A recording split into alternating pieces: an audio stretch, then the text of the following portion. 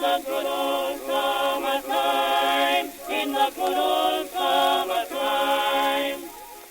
Tim, there was a particular line in your book which jumped out at me, and I'll just quote it here. You say, "It is remembered largely as a golden age for batters, yet it ranks among the worst periods in Test history for batting."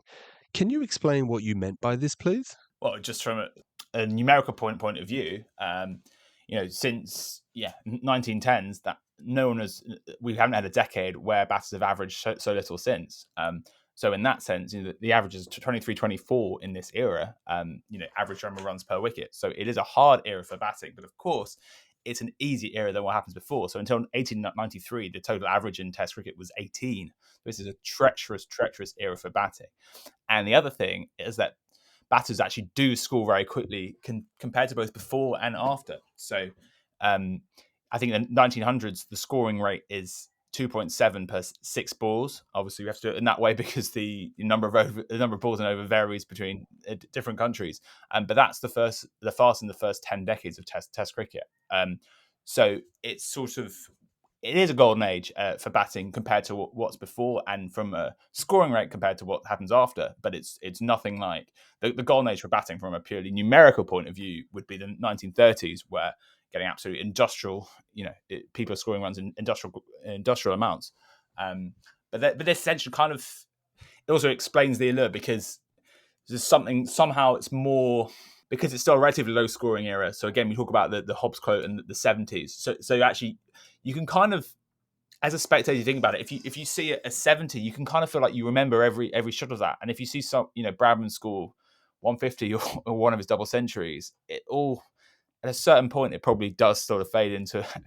So that there was a kind of scarcity value to these great innings, which actually someone might have played 2 or 3 great drives in innings, and then people would be writing 800 words about their driving. So it's actually it's quite a small number that they've actually played. I think that feeds in as well. And also, but for us also a spectator experience was something I was thinking about that was really interesting.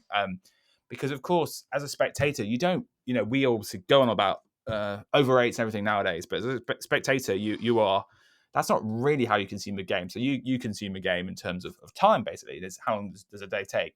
And I think one of the most revealing stats I found, which I think does help to bring the legend to life, is with Victor Trumper.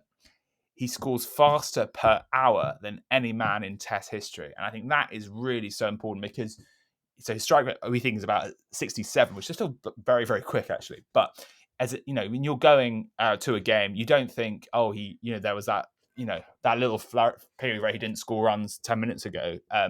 You think, actually, oh my God, it's been 2-3 hours and he scored 100. And I think that is the legend of Trumper. And actually, you can see why. So he's the first man ever to score 100 before lunch at Old Trafford 1902, and that's only ever been done 6 times in Test cricket. So it is an incredible feat. And I think the visual experience of watching Trumper, scoring at 40 an hour, he's rattling along. It's interesting to contemplate Trumper. I mean, why was he scoring so fast? Because you could argue that when he played Test cricket in England, it was a 3-day test.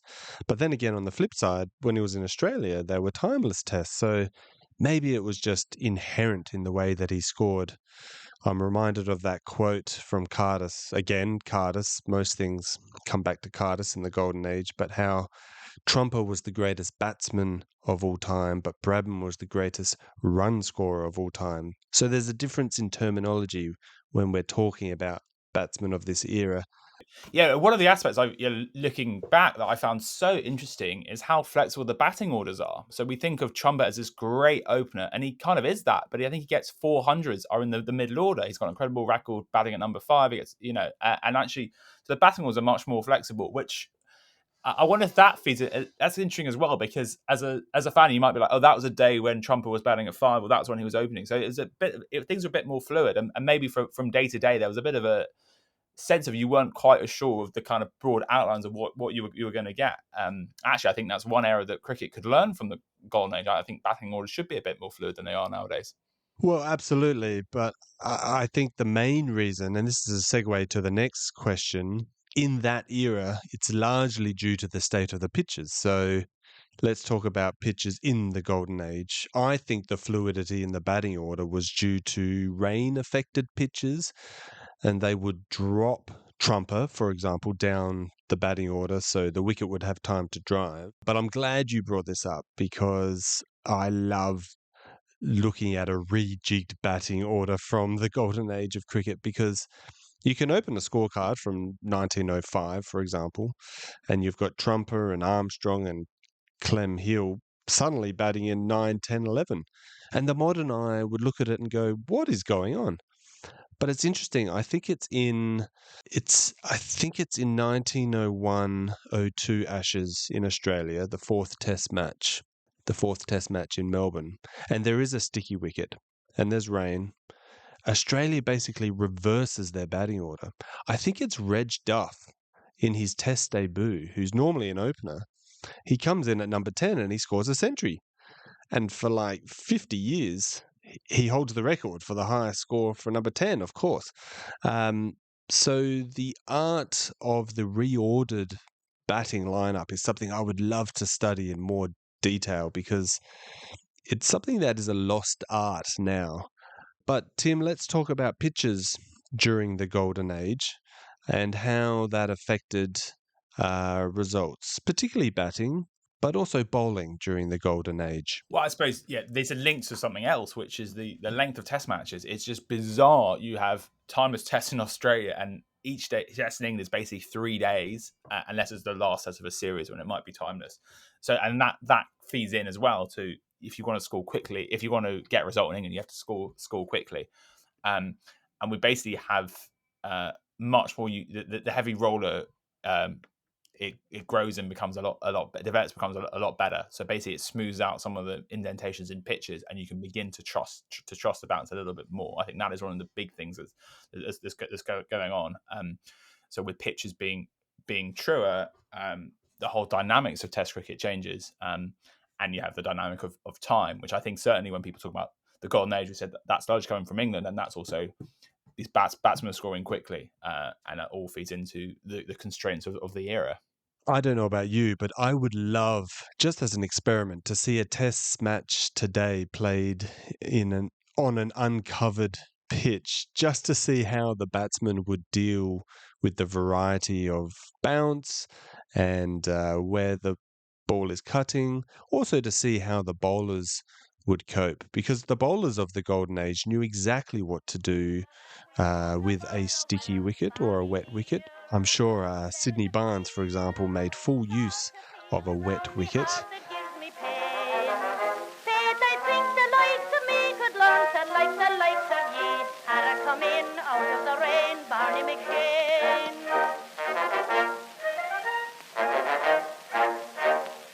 It's really interesting when we look at cricketers from this era, the Golden Age, writing later in the 1930s, which was the era of doped pitches, and they project their ideas of the state of pitches. And I know Clem Hill, for example, wrote for his local newspaper saying that all wicket covers should be burnt because it does give the batsman too much advantage and too little from the bowlers. And this, I think, goes back to why the Golden Age is so beloved, because it was a true balance between ball and bat, something which is lost these days. I know a lot of cricket fans think that it is too much in favour of the batsman, and you could argue that T20 is designed just for batsmen. So it would be really interesting to see how cricketers would cope today on an uncovered pitch. Now, as you discuss in your book, once these pitches did improve, and naturally it was in favour of batsmen, bowlers had to change their craft and become a bit creative. And one result was the introduction of swing bowling. Could you elaborate on this, please? George Hurst, we think, is one of the kind of leading early experience of swing from around 1900. And before, this took me a long time to try and get to grips with it. But before, you had swerve. Swerve was dominant, and there was periods when you had both. But swerve is basically drift. So you move. So I think a lot of bowlers before were swerve bowlers at probably 60, 65 miles per hour. So almost like very fast spinners in kind of modern parlance, and then you have introduction of swing, which is obviously the new ball is going to swing. And it's going to swing especially because you have this rule change in 1907 where you get a second new ball after a size reached 200. So nothing linked to number of overs. So it's quite odd actually. So if you get to 200 quickly, you can actually kind of almost be punished for it because you get a second new ball to contend against as a batting side. So yeah, you have swing become swing as well. So suddenly you can swing the ball both ways, and you have the swerve balls as well. And you're getting bowlers who are becoming, I think, a little bit faster as well. Although this is perennial debate. I think golden age, probably the peak was probably early mid-ish 70s miles per hour. Although we can't be sure for we can't be certain, obviously. I suppose the downside of the golden age from a tactical bowling point of view is because these conditions they vary so much because of the weather and the state of the pitches, which is really interesting. But actually, you do get some bowling teams. The best way around this is to really play a holding game when it's easier to bat. Warwick Armstrong is one of the leading exponents of this. So he bowls a lot into the rough outside leg stump with fielders on the leg side, and he's going out like 1.5 and over. And so some of the cricket, even the golden age, it can be pretty turgid. But I think there's conditions. I mean, we all talk about conditions in cricket. I just think fundamentally they varied so much more then because of uncovered wickets. So it meant you have these crazy batting orders and different tactics at different times. So actually, kind of tactically, it is a very interesting game. And we all love the variety of modern Test cricket in terms of the tactics, but actually you just had more of that then, and the idea that almost kind of a heroic quality having a star batter kind of come out at number 9 and rescue an innings and stuff. Some of these it lends itself to fantastic stories. And even with Jessup, the fact he is a specialist batsman at number 7 normally is just kind of amazing, and it speaks to that era and the kind of the style that was inherent in it.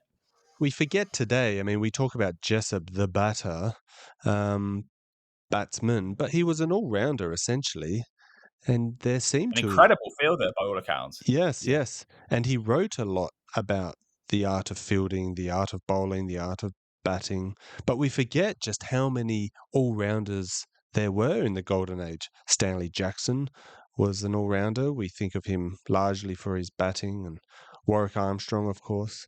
And I'm glad you touched on Warwick's leg theory there, because I know there are some of my English listeners who like to remind me that 3 decades before Bodyline, it was in fact Warwick who introduced leg theory to Test cricket, even though it wasn't to such a bloody effect. But still, Tim, let's talk about one of the uglier truths of Test cricket during the Golden Age, and that is racism. Who in particular suffered from it during this period? And did it in fact extend beyond the individual?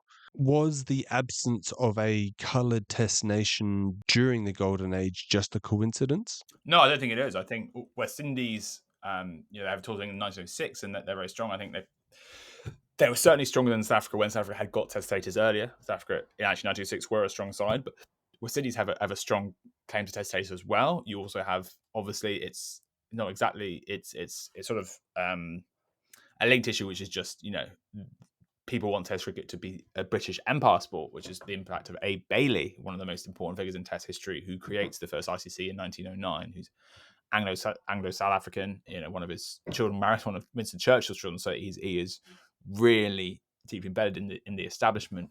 But we see actually in a pretty much a chilling kind of foreshadowing of what happens with Baz D'Oliveira, and subsequently we don't have a smoking gun, but with Ranji, he is not selected to tour South Africa in either 1898 or 1902. And through looking at documents and readings and so on, it basically seems like South Africa pressurized England not to pick Ranji for those tours. So you do have racism impacting who players are basically allowed to pick. And in fact, even in Ranji, he has to wait till the second test in 1896 to make his debut. And that's at Old Trafford. He's not picked at Lords in the first one. And that's because each ground hosting has a say in selection, basically. And he's picked at Old Trafford, and he clearly is brilliant and should have been picked earlier. So yeah, there's a very uncomfortable element to this as well. Jack Marsh, leading Aboriginal bowlers, whose careers are undermined by the racist structures of the time, and arguably could have played for Australia. So there's a very very uncomfortable elements here, absolutely. And I mean, South Africa only play until 1992. They only play against one player who's not of white skin, and that is Dileep, who is Ranji's nephew, who plays against South Africa once in 1929, but again is not picked against South Africa subsequently, and it's past golden age when he should have been on merit. So yeah, it is an exclusionary era in many ways. And I suppose it's an arch establishment era, which goes back to the batsmen we all talk about and revere, but who ran the game and everything, amateur captains, everything. So it's a pretty exclusionary era in a lot of different ways. So people who are nostalgic for the golden age, they're also nostalgic for a certain worldview and a kind of way of being, and that feeds in, so as they felt on top of the world, and they literally, and then they were, because they ran things how they wanted, and they got to bat how they wanted, and everything. They got to captain all these things together. And I think when we consider the golden age, it's important to consider it warts and all. And I think your book does a great job in highlighting those less savoury aspects of the era. I certainly know from an Australian perspective that the Jack Marsh issue still is a topic today amongst historians, and whether he actually justified a spot or whether it was, I mean, it was of its time, but we look at it today and it is blatant racism because of his skin. Will the memory of our loved years steal back like an old sweet song and whisper love's old story when the summer days are gone?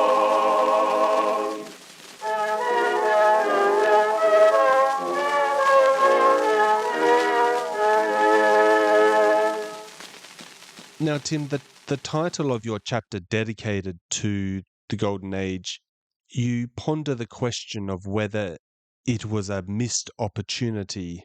What opportunity did it miss, and how? Well, the huge missed opportunity was to grow Test cricket beyond three nations, and that was a chance to actually welcome Argentina and USA as Test nations. We've talked about how the early history of Test status and what were Test matches was so arbitrary. I've looked at these matches and the quality of England/Australia teams who were playing US and Argentina, and they are far, far superior to the quality of certainly early English teams played South Africa in the Golden Age.